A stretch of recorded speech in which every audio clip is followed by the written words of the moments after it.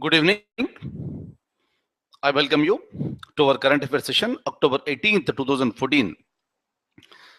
Hopefully, yesterday and day before yesterday, you have seen those two video recordings of United Nations Organization.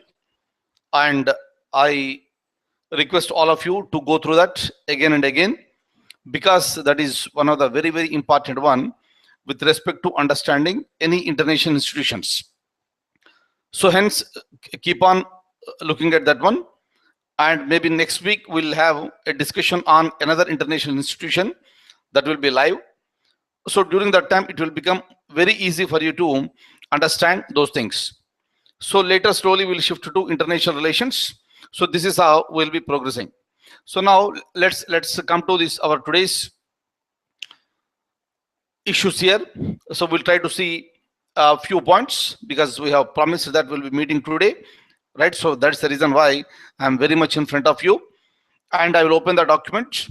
So we'll be discussing some 3 to 4 topics today, and along with that I'll be showing you some of the questions, and later so we'll conclude the day, and what should be done later we'll try to understand.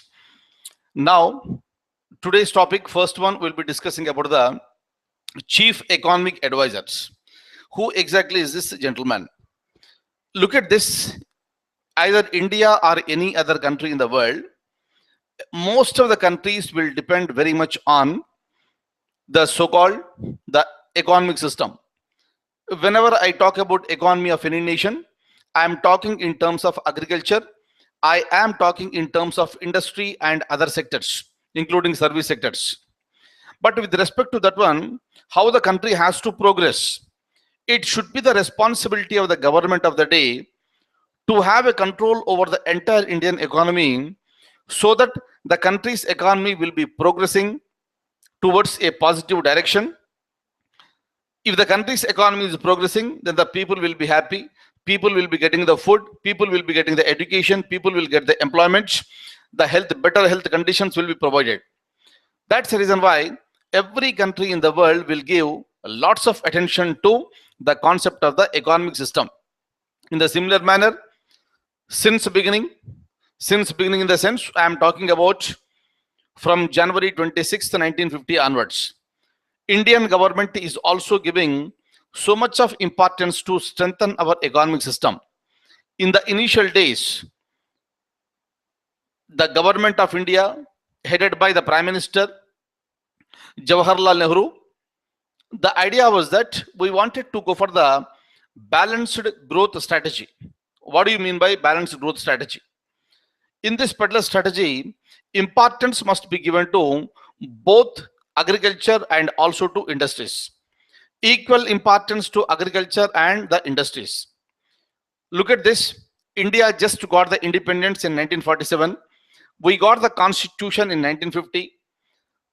And the challenges that are present before the first Prime Minister of India were very enormous in nature.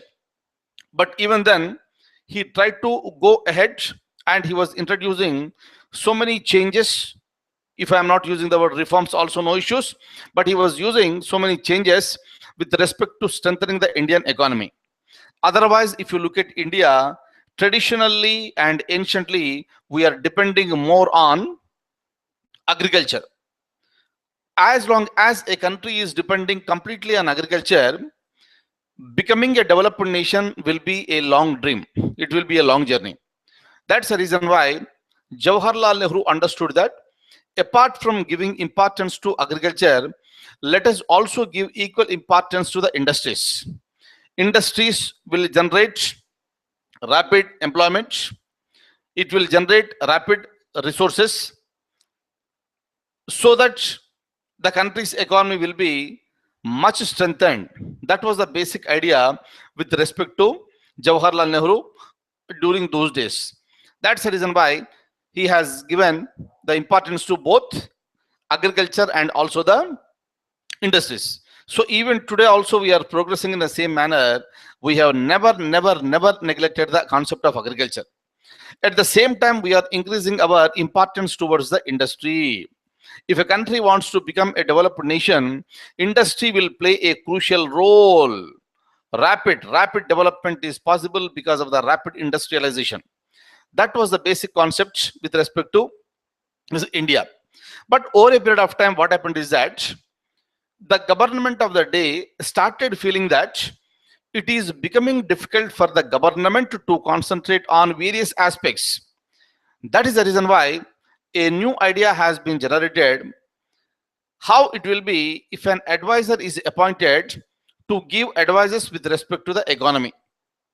That idea has been generated, and today the position of the chief economic advisor is playing a very crucial role as far as the Indian economic development is concerned. That's the reason why whenever a new person is appointed, lots of attention will be paid towards that office. Very important office strategically. They have the right to approach the finance ministry or the cabinet or the prime minister directly to discuss these issues. And the very important role is being played today regarding that chief economic advisor. I'll show you some points today. Hopefully you are following this.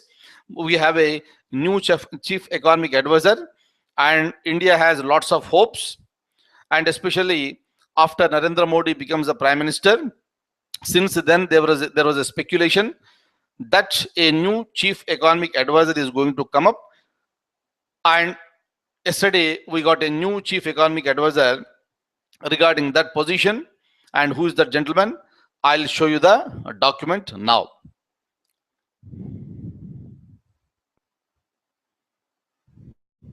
Look at this. The first economic advisor. Kindly see here. I would like to make one difference here. Let me come back to you onto the screen. I'd like to make one basic difference here. We are talking something about the chief economic advisor, but otherwise in India we also have some office called economic advisors. There is a difference between these two. We'll try to understand now. Whatever I am going to talk to you now with respect to the chief economic advisor, that office is present and working under the control of the finance ministry. This will be a possible question. Kindly remember this. But whenever I use the word economic advisor, this office is functioning under Ministry of Commerce and Industries. Kindly make these differences. Very important. Chief economic advisor is different and economic advisor is different. Right? Let's try to understand now again. I'll open the document. Look at this. I'm going to talk to you about the chief economic advisor, and the first chief economic advisor of Government of India. Look at the name, Sir Theodore Gregory. He was there from 1937 to 1946. It was during the time of the British. Kindly remember, maybe a question. Remember the name, that's it. In the previous class, sometime back, I was talking to you about the wholesale price index. And I think I told you so many points regarding that.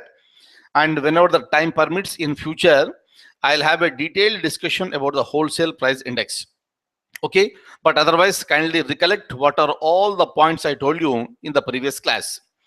The earliest wholesale price index was started in Calcutta in the year 1915. Kindly remember where it started, when it started in India is a possible question. Where means Calcutta. Today we are using it Kolkata.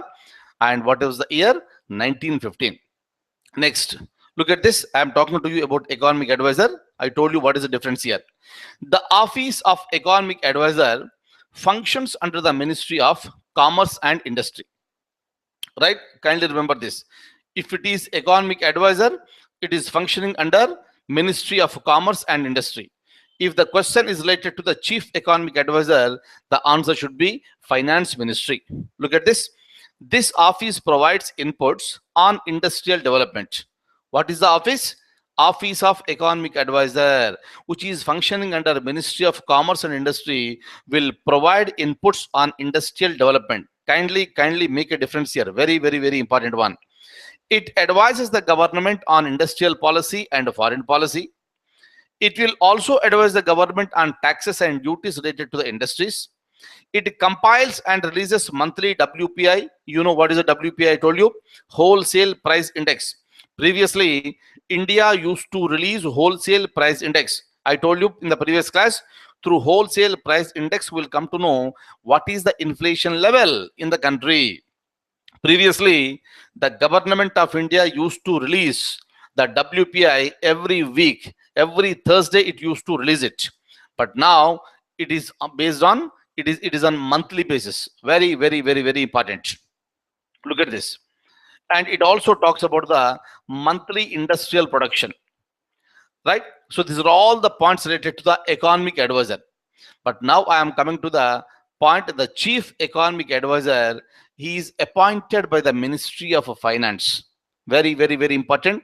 Though it is appointed by the Ministry of Finance, the most important man of the country, that is the Prime Minister, will play a crucial role. Kindly remember this. But tomorrow, if there is a question, who appoints the chief economic advisor? Answer should be Ministry of Finance. That's it. Okay. Now look at this. Sometimes you will also come across with these services here. Indian Economic Service. See here, in the previous class sometime back, I was telling you, in India, we have All India services and we also have the other central services. There are various central services. I gave you the examples also. And one of the central services that is present in India is the IES. That is the Indian Economic Service.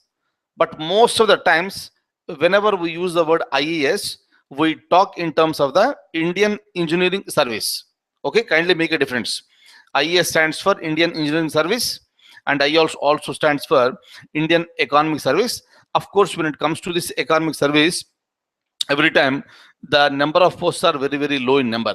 Okay, so but otherwise, so the Indian Economic Service will be controlled by the Chief Economic Advisor. Now I'm coming back to the screen. Look at this. Look, this is the important point for me, the last one. Arvind Subramaniam has been appointed as the new Chief Economic Advisor for the Government of India. It happened just 2 days back. That is on October 16th, 2014. Am I clear? Very, very, very, very, very important. Kindly make a difference. I would like to tell you once again, there is a difference between Economic Advisor and Chief Economic Advisor. Economic Advisor functions under the Ministry of Commerce and Industry. Chief Economic Advisor under the Ministry of the Finance. And right now we have a new gentleman, that is Mr.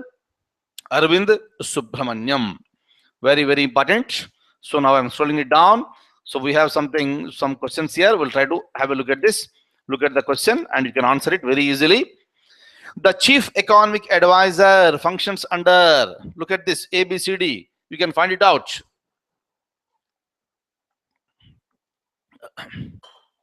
Kindly fix your answer. Hopefully every one of you should be correct on this. ABCD. Because it is the Chief Economic Advisor, it should be option number C, I believe. Yes? Yes. The answer is C, because it is the Chief Economic Advisor. That is the Finance Minister. Next. I'm scrolling it down again. Similar type of question. Look at this. The Economic Advisor functions under. Again, ABCD. 1, 2, 3, 4. Look at the question. Look at the answer. Fix the answer. This is how your intellectualities of going to the correct answer will increase by looking at the questions. Otherwise, some people, if they straight away go to the examination, there may be a confusion. That's the reason why practicing the questions is a must. So here option should be C again, because here I have the Ministry of Commerce and Industry. Hopefully it should be the no here. So I think this is the wrong answer. I'm just changing it. So this is the option number C here. It is not heavy industries. It is the Ministry of Commerce and Industries. Hopefully I'm clear. I have changed the answer. It is the answer is C. Very, very, very, very important. Just now we have seen all the points. Now I'm scrolling it down. Hopefully you are clear. If you want to look at the question again, you can look at the question. This is related to the economic advisor. It functions under Ministry of Commerce and Industry. So option C is the answer. Now, look at this. Just now we have seen. You can answer this question also. Who of the following is the Chief Economic Advisor to the Government of India? Option should be 1, 2, 3, 4. Raghuram Rajan, Arvind Kejriwal. No way. Arvind Kejriwal, no way. He was the former Chief Minister of Delhi. Arvind Subramaniam. It should be Arvind Subramaniam, right? Yes. Obviously, answer should be option number 3. Hopefully, you are clear now. Here I have written something called www.onlineias.com. So let me just speak to you for a minute here with respect to this. With respect to preparation for the IAS and the classes for the IAS, what we are going to start from the month of November. Tomorrow we are going to have a seminar exactly at 8 o'clock. Just like this, online seminar only, but on onlineias.com site. And I request all of you to please attend that seminar, whether you are writing IAS examination or not, but please attend so that you will come to know certain techniques for how to prepare for the examination. And of course, those who are interested, they can join me for the IAS coaching. And our intention is to get into the IAS in one attempt, right? Some of you might have written one attempt or two attempts earlier, but here in my case here, one attempt in the sense, one attempt with me.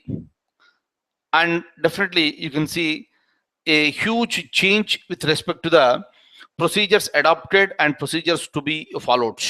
Very, very important. And as I told you already, since you are there with me for a quite long period of time, I wish all of you to join me as far as the IAS is concerned, IAS coaching is concerned. Of course, whatever I am going to teach you, that is for IAS, IPS and other examinations. This subject content will be useful for various other examinations also. But my intention and my focus will be there on IAS. Kindly don't feel that whether I can make into IAS or not. What you are all these days, that is immaterial for us. But once you join me, we are expecting that you will be working according to my directions. I am going to give it to you. I'll make it as simple as possible. Your requirements with respect to the material or with respect to the preparation manner, everything I'll be taking care of here. You need not worry about this. But for 1 to 1.5 years, if you are there with me very, very strictly, sincerely, and with lots of commitment, then one can make it. I am telling you all the points today itself is that because I would like to give you the opportunity first, because I would like to close the number once I reach 100, because I don't want to go beyond that, especially for this batch. Maybe in future I may elaborate. That's a different thing. That's the reason why I'm just informing you well in advance. But first, to attend the seminar tomorrow, I'll tell you so many things, but decide it as early as possible so that you'll be joining me and we'll be going ahead. Fine. And the remaining all the things I'll talk to you tomorrow during our session. So many things will be there. And if there is any possibility for you, and you kindly inform all your friends who are preparing for IAS examination, let them also join us, let them also listen to us. Fine. Next, I'm opening the document here. Yeah. Now, regarding this, you must be knowing this. This is the news which is there in the highlights for quite long period of time. That is Ms. Jayalalitha, former Chief Minister of Tamil Nadu. And yesterday she has been granted bail by the Supreme Court on the grounds of ill health. But of course, the time was over yesterday. That's the reason why she has been released today. And the court has warned her to complete the paperwork for appeal in the Karnataka High Court within 2 months. Meaning, she has been permitted to go for the appeal to the higher courts. She has been granted the bail, but of course, she lost her chief ministership and she also lost her MLA-ship. That's the reason why she is no more a member of the Assembly of Tamil Nadu. But otherwise, what happens is that she can be the party president because it is a private affair. She can be the party president, party general secretary rather, and she can actively take part in the party politics. That's a different thing. But with respect to these constitutional positions, she cannot hold any constitutional positions. And after she appeals to the Karnataka High Court, over a period of time, Karnataka High Court may come out with a judgment. Either the Karnataka High Court will uphold the verdict of the lower court, or it may reduce the punishment to Miss Jayalalitha. So we'll just wait and watch what is going to happen. But otherwise, she'll be continues to be there in the news for quite long period of time. But otherwise, the points are, she has been granted bail by the Supreme Court on the grounds of ill health. We know this.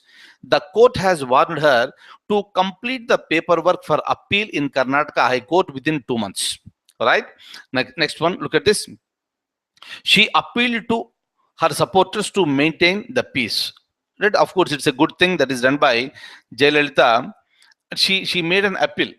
She asked all her followers to maintain the peace here.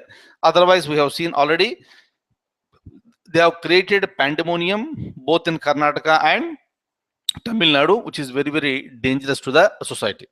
So this is about Jayalalitha, and I'll come to the last topic for today. Right, again this. Right, IRNSS1C. It stands for Indian Regional Navigation Satellite System. It's a fantastic one. For the first time, India has successfully launched its own Indian remote sensing satellite into orbit successfully. Of course, altogether 7 satellites were sent, and so one of that is our own satellite.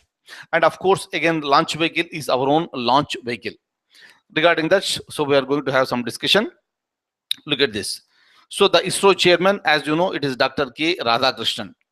And you might have seen this gentleman, Dr. Radhakrishnan. You might have seen him.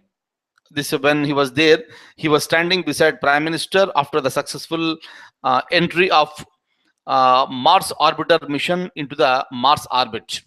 So he was nicely smiling and looking at the Prime Minister, and he was enjoying that moment. He was the most happiest man on the earth, right?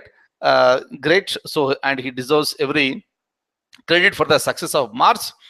And if you look at this is a PSLV today. This is the 27th successive launch for India. It's really great. It's really great for any country. And we are with respect to the technology. So we are really reaching to a new heights. So India is really very happy. Our ISRO is doing extremely well. And sometimes here, if you just remember, every time it happens, whenever we launch any satellite, before that, the ISRO chairman will visit Balaji, that is there in Tirupati, Tirumala, Balaji, and they will go for the darshan. Some people will criticize. You are dealing with the science and technology. You are dealing with the space technology. Still you believe in God. Yes, they'll say, yes, of course, this God is almighty. And every part of whatever we create, maybe science and technology or telecommunication technology or defense technology. So that's a smaller part before the Almighty. That's the reason why they will go there, they'll take the blessings, they will come back. But anyway, whatever may be the reason here, so we are doing well with respect to our space technology, and the latest satellite is this. So we'll try to see what exactly is this. And of course here, so altogether 7 satellites have been launched, and out of that, 1 is India's remote sensing satellites. I'll show you the document now. Look at this. ISRO chairman is Dr. K. Radhakrishnan. Kindly remember the name. In any examination, it may be a question. IRNAA stands for Indian Regional Navigation Satellite System. Kindly remember this. It was launched through PSLV C-26. Already I told you what is the meaning of the PSLV. It stands for Polar Satellite Launch Vehicle. And you know what is this, right? Next. Go to next line. It was the first time that India successfully placed an Indian remote sensing satellite, IRS, into the orbit. It is the first time. Look at the next point, and every point is important. It was India's 27th consecutively successful PSLV flight. Yes, India is really proud of this. Good going. And we wish ISRO all the success, even the future also. Look at this. IRNSS-1C was one among, kindly see, I think something is missing here. One among the 7 satellites that was placed into the orbit. Very, very, very important. Out of 7, this is 1. And look at this. What is the usage of this? It has a wide range of applications, from helping truck drivers to submarines, missiles, and battle tanks, and locate their positions. Huge, very hugely, it is going to be useful for the nation. So this is about this IRS-1CC. So we have some questions. Kindly have a look at this. You can answer it very, very easily. Who of the following is the chairman of ISRO?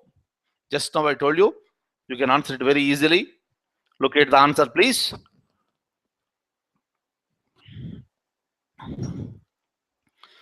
VK Saraswat, that is Vijay Kumar Saraswat. Answer is no. Dr. Radhakrishnan, yes, just now we have seen. And when it comes to Dr. Kasturi Rangan, he was the former chairman of ISRO. Dr. Annadurai is the project leader, for Chandrayaan 1 and also Chandrayaan 2. And when it comes to Vijay Kumar Saraswat, this gentleman, he was the former Director General of DRDO. And out of all these 1, 2, 3, 4, the answer is option number B, that is Dr. Radhakrishnan. Fine. So obviously it should be B here. Yes. Okay. Look at this. You can answer it again. Which of the following is not a satellite launch vehicle? I told you in the previous classes, what do you mean by a satellite launch vehicle, right? Look at the question now. Which of the following is, look at the question. This word is important for me. Not a satellite launch vehicle. I told you already, whenever you get the word not, pay more attention. Be very careful. Now look at the question. Look at the options and answer it. Number 1 is ASLV. It stands for Augmented Satellite Launch Vehicle. Of course, we are not using them now. PSLV, Polar Satellite Launch Vehicle. Yes, it's a launch vehicle. Just now we have seen with the PSLV C-26, we have launched the IRNSS. And third one is the GSLV, Geosynchronous Satellite Launch Vehicle. Yes, India is producing this. And the fourth one, BrahMos. It's a missile, it's a cruise missile, and it is not a satellite launch vehicle. BrahMos is a cruise missile we are developing in association with Russia, right?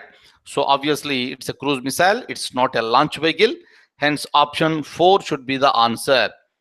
So BrahMos is not a satellite launch vehicle. Yes, the answer is option number 4. Kindly remember these type of questions, very frequently asked in the examination. We have one more thing. Kindly have a look at this.